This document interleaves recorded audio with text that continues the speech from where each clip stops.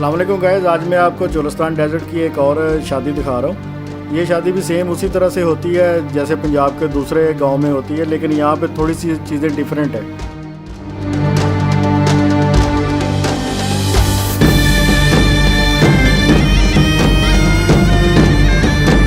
जिनकी ये शादी हो रही है इनका नाम मिस्टर खालिद है और ये एजुकेशन में इन्होंने मास्टर किया हुआ है। मेरे बहुत अच्छे दोस्त हैं और इस इलाके की जानी पहचानी पर्सनैलिटी भी हैं।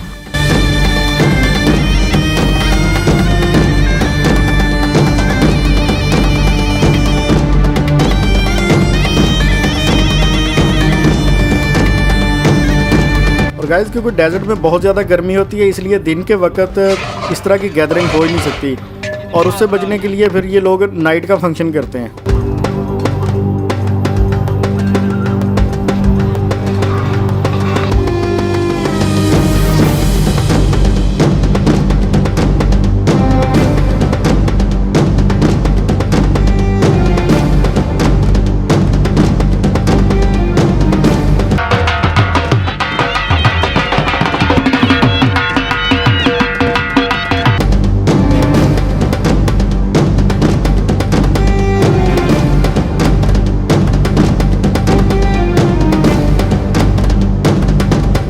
और जिस दिन बारात जानी होती है घर से निकलते हुए दुआ मांगी जाती है, खुशियाँ मनाई जाती हैं, ढोल बजाए जाते हैं और दूल्हे के सर के ऊपर से पैसे वार के वो ढोल वालों को या जो डिज़र्विंग पीपल हैं आसपास के रहने वाले उनको पैसे दिए जाते हैं और ये समझा जाता है कि हम दूल्हे का सदका उतार रहे हैं।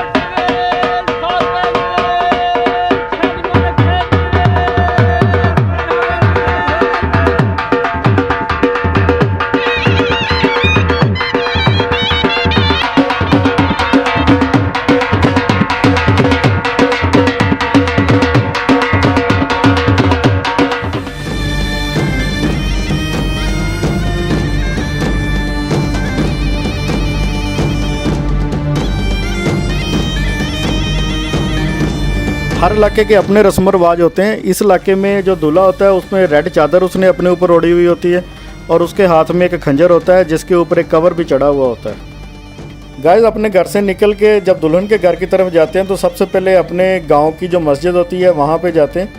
वहाँ पे 2 रकात नमाज दूल्हा नफल अदा करता है और इमाम मस्जिद साहब उसके लिए दुआ करते हैं। तो इस रस्म को सलामी या सलाम बोला जाता है।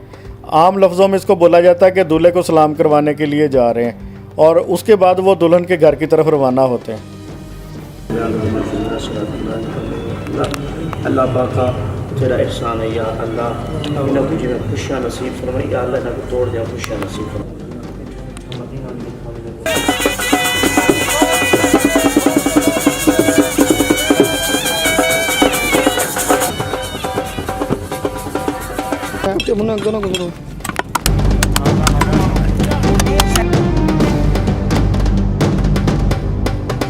क्योंकि यहाँ से 5 से 6 हज़ार बंदे की कुकिंग होनी है, उनको यहाँ पे डील करना है, तो उसके लिए जो सिटिंग अरेंजमेंट है वो सुबह से ही शुरू हो जाता है।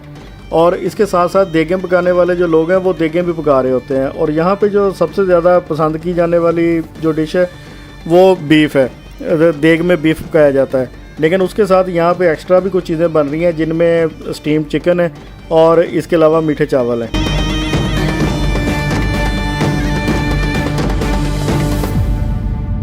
यहाँ पे जो डिनर का टाइम है वो 8 से 9 बजे का रखा गया है और अभी शाम के 5 बज चुके हैं और दूल्हा जो है वो उसका घर यहाँ से 1 किलोमीटर दूर है जहाँ पे ये पंडाल लगाया गया है। तो वहाँ से ढोल बजाते हुए वो उसको साथ लेके आते हैं। रास्ते में उसके दोस्त रिश्तेदार वो उसके सर के ऊपर से पैसे वार के उस ढोल वाले को दे रहे होते हैं।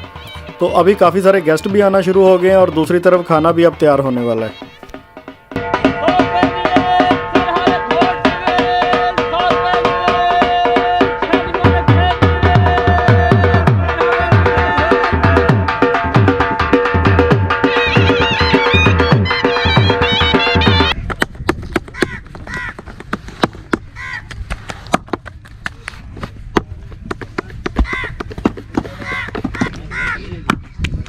जैसा कि आपने पहले मेरी वीडियोस में देखा है, किसी शादी पे वो बड़ी बड़ी रोटियां पका रहे हैं, किसी पे छोटी रोटियां पक रही हैं जिसको तवी बोला जाता है, लेकिन यहाँ पे ये तंदूर में रोटी लग रही है और ये लोग दोपहर के बाद लगाना शुरू हो जाते हैं, क्योंकि 5 से 6 हज़ार बंदे की रोटी पकाना वो इतना आसान काम नहीं है। इस पे ये जो 2 तंदूर लगे हुए हैं, ये अभी इन्होंने सिर्फ शादी के लिए बनाए हैं और जैसे ये शादी गुजरेगी ये तंदूर यहाँ से ख़त्म हो जाएंगे।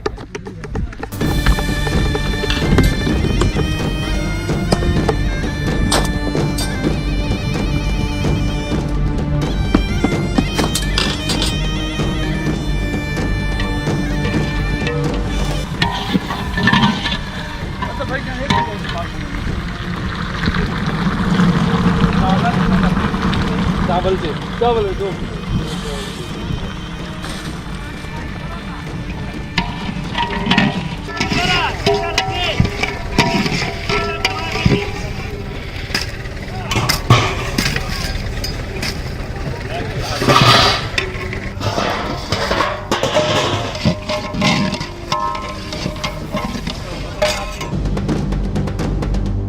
जी मोहम्मद रमज़ान। गैस ये जो हमारे इलाके में वाहिद शेफ़ हैं मोहम्मद रमज़ान, कि अगर एक इनको 1000 देगें भी पकानी पड़े तो हर देग का टेस्ट और उसका टेक्सचर एक जैसा होगा। हमेशा यहाँ पे मेगा कुकिंग की जाती है। वहाँ पे ये होता है कि खाना थोड़ा सा चेंज हो जाता है, एक देग का टेस्ट और होगा, दूसरी का और होगा, लेकिन ये वाहिद शेफ़ है और इनकी इतनी डिमांड है कि ये अपने आर्डर भी पूरे नहीं कर सकते।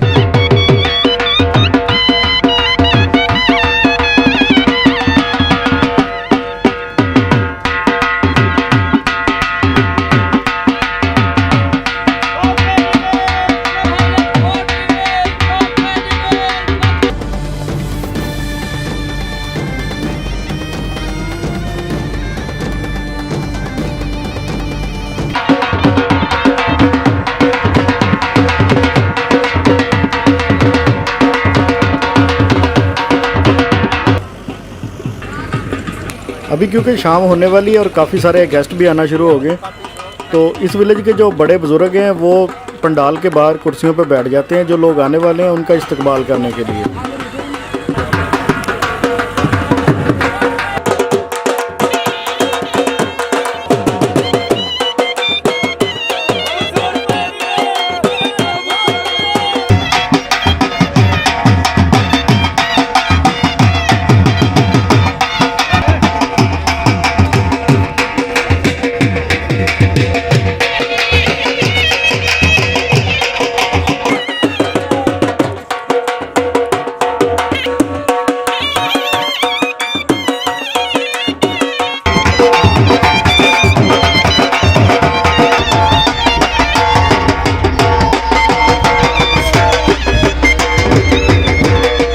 क्योंकि इस इलाके में इलेक्ट्रिसिटी नहीं है, तो ये पूरा लाइटिंग अरेंजमेंट को चलाने के लिए जनरेटर रखे गए हैं।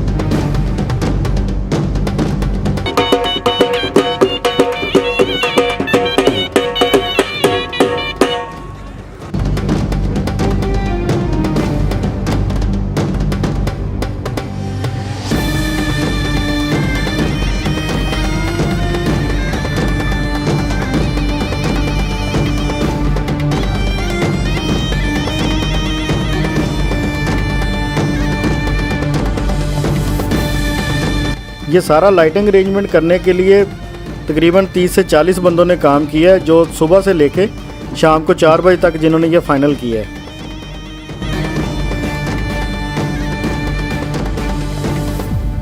क्योंकि ये बहुत बड़ा पंडाल है तो यहाँ पे एक ही गेट से सर्व करना पॉसिबल नहीं है, तो इन्होंने 5 से 6 जगह पे गेट बना दिए, वहाँ से खाना सर्व होगा ताकि किसी किस्म का रश ना लगे।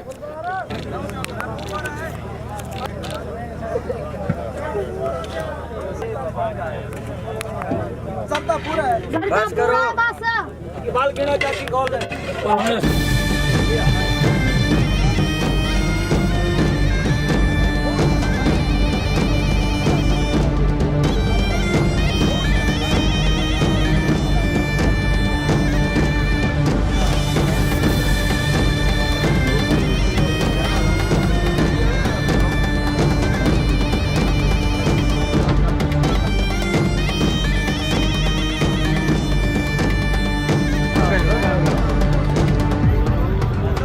लेडीज़ के लिए अलग से टेंट लगाया गया जो कि इनके घर के बिल्कुल पास है, और आई थिंक वहाँ पे कोई 500 के करीब चेयर्स हैं।